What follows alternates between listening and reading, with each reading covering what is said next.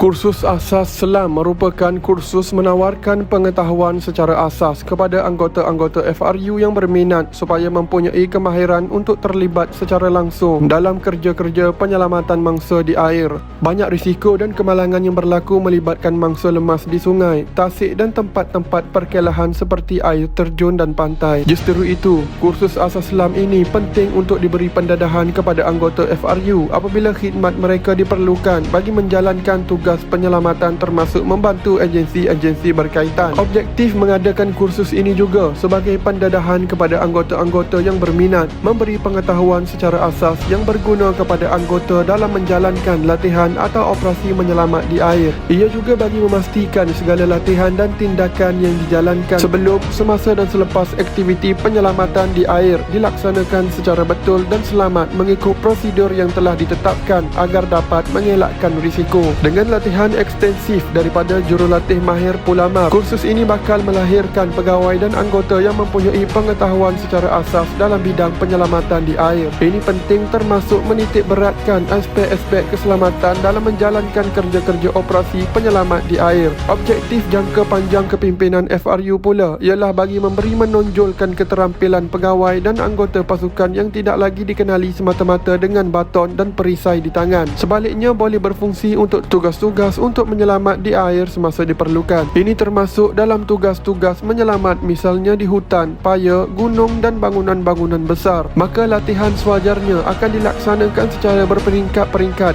agar mereka dapat melaksanakan tanggungjawab apabila diperlukan. Buat julung-julung kalinya, pasukan ini telah menjalankan kursus Asas Selam FRU Siri 1/22 selama sebulan dengan kerjasama penuh daripada pihak Pusat Latihan Pasukan Polis Marine Pulamar. Calon-calon awal telah menjalani pemeriksaan kesihatan di Institusi Perubatan Bawah Air dan Hyperbrik oleh Doktor Pakar Selam Hospital Angkatan Tentera Pangkalan Tentera Laut Diraja Malaysia, Lumut, Perak. Pengesahan daripada Doktor Pakar Selam ini adalah diwajibkan kepada semua calon untuk memastikan sama ada mereka layak atau tidak untuk menjadi seorang penyelam. Kursus ini melibatkan seramai 22 orang peserta dan 15 daripadanya adalah pegawai kanan dan pegawai rendah PSP, 5 orang dari PPM dan 2 dari cawangan pengiring Istana Johor. Kesemua pelatih kemudian dipakaikan lencana penyelaman PDRM menunjukkan mereka sebagai anggota penyelam terlatih. Seperti mana lain-lain pasukan dalam PDRM, begitu juga FRU turut berhadapan dengan proses penggantian pegawai dan anggota melalui penyertaan orang-orang baharu. Terbaru, FRU telah menerima seramai 255 pelatih program latihan asas kepolisan konstabel lelaki dan 23 pelatih konstabel wanita daripada pusat latihan seluruh Malaysia.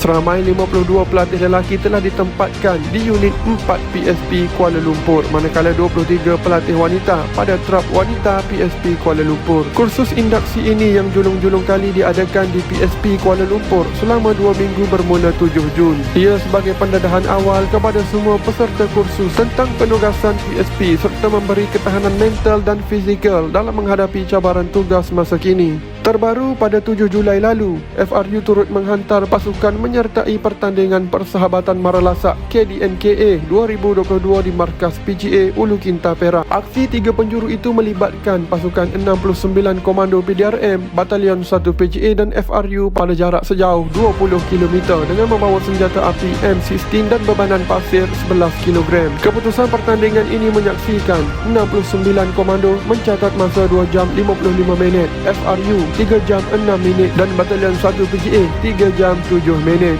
Bukan kalah menang yang menjadi ukuran, tetapi semangat berpasukan selain menguji kecergasan yang menjadi asas sebagai warga polis.